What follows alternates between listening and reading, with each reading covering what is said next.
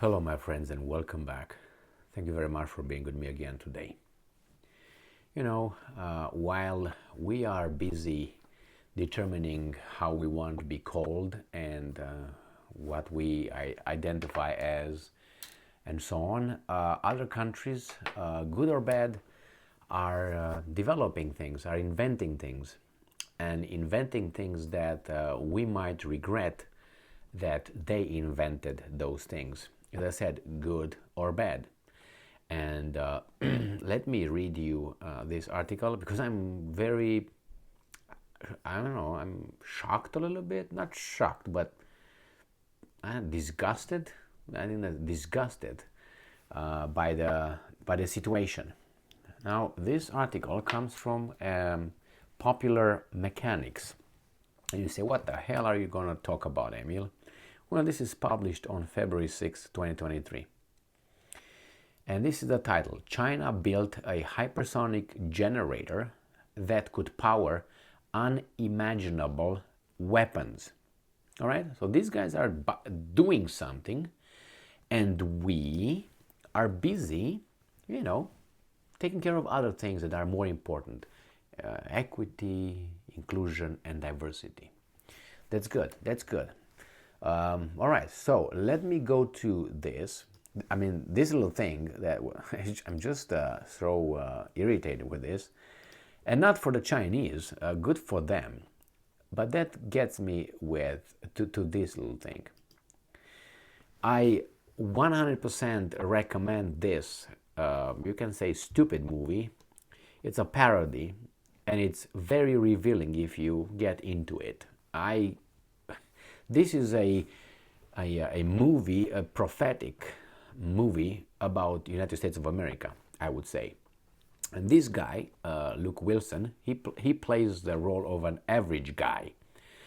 An average guy that he agrees to participate in a military experiment to get frozen for, I can't remember how many years, and then unfrozen and see what happens.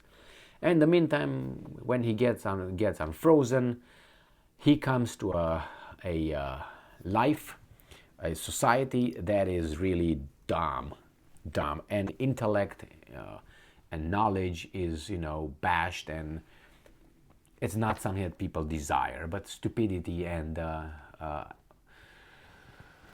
non-value is the one that is farting around, like properly farting, not And then this reminds me of, because that's why I use this movie here, reminds me of a scene over there.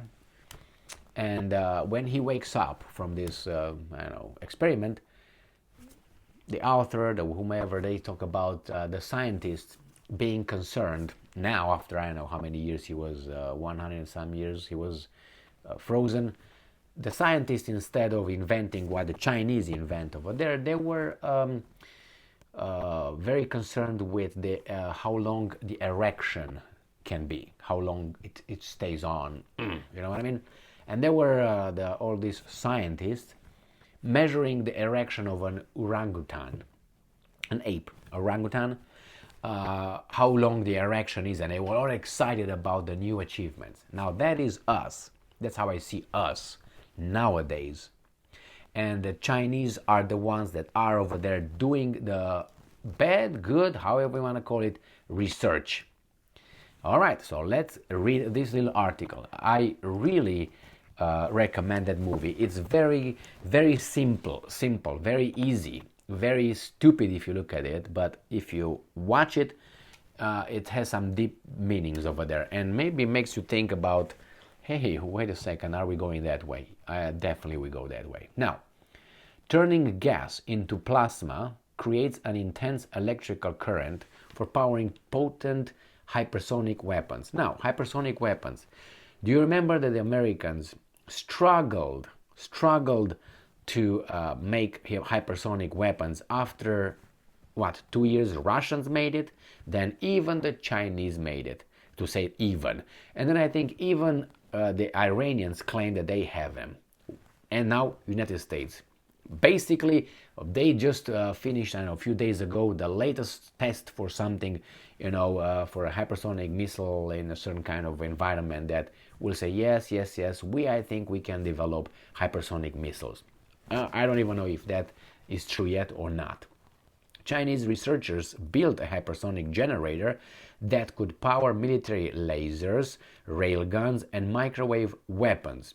We say, oh, we have laser guns. Yeah, show me one. Show me one. All right. When you show me one, when I see one working and functioning, I agree. Oh, yeah, it was that one, that test. Yeah, the computerized test. I can create some of those if I want. Not me, but I'm pretty sure I have some relatives that are very capable. Now, the relative compact nature of the hypersonic generator opens the scope of potential uses. Now, Chinese scientists, not US scientists, say one formidable explosion inside a shock tunnel can turn hot gas into the most powerful hypersonic generator a military has ever seen, strong enough to change military lasers, railguns, microwave weapons, and more, to charge military lasers. Now, this is what the Chinese say, according to this gentleman, his name is right here, Tim Newcomb, right there.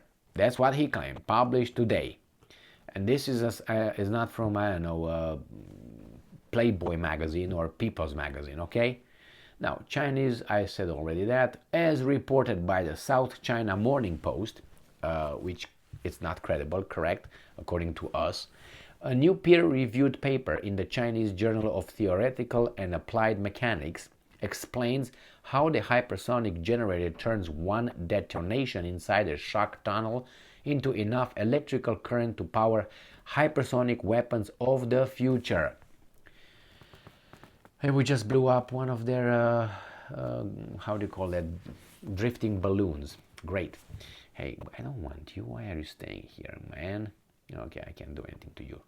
The Chinese scientists were able to use a controlled detonation to turn hot gas into a plasma filled with racing ions, which converted to current, with shock waves accelerating the compressed argon gas to 14 times the speed of sound.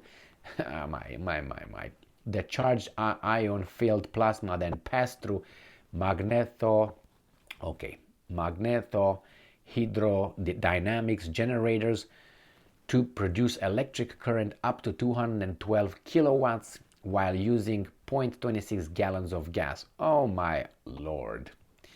Won't you buy me a Mercedes-Benz? Okay, that's enough power for a burst of energy unlike anything available now in the compact system. And I'm quoting, it has a large capacity and high efficiency, end quote, the scientists write via the SCMP. And I'm quoting again, there is no need for intermediate energy storage components. The energy can be directly transferred to the load without a high power switch, and the device can start up quickly. End quote. The generator also has no rotating parts, increasing efficiency and ease of use. Psst. With some of the largest weapons in development requiring a gigawatt of input energy, the researchers say they can produce that with 177 cubic feet of hypersonic plasma. That's smaller than most vans. China isn't ready to deploy the new system just yet. There are plenty of logistical hurdles to sort out in how to transport a device that requires controlled detonation and just how to handle the gas needed for a second charge when on the move. Still, if the next iteration of the science offers up an automated reloading of the technology, China's hypersonic weapons just got a colossal burst of power. Pa-bam! We are still here. Yeah, all right. So, I don't want to be, panicking here or anything like that. I am glad that at least there are some people with brains and using them for that instead of realizing how trying to achieve this equity thing by, you know what I mean, leveling and all that. It's unbelievable. Anyway, since diversity is our strength and we have to make sure that we use the right pronouns, the Chinese are the losers here, okay? We are the, how do you call that? They call themselves, how they call progressives. Yeah, we are progressing. We are progressing towards what?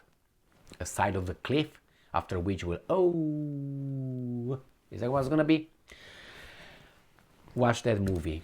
I might go and watch it right now to put me in a good mood, actually. Thank you very much for being with me again today. Stay strong, stay smart, look for the truth, and be just. Unbelievable.